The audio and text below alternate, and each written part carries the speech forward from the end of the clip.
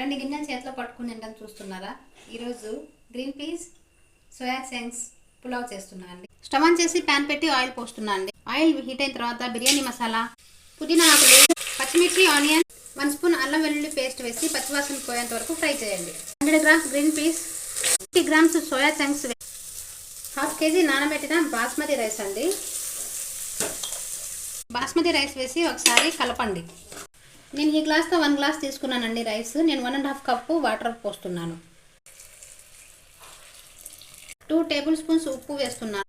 కొంచెం కొత్తిమీర, కొంచెం నెయ్యి కూడా వేయండి. చూసారు కదా friends, green peas soya chunks pulao ready.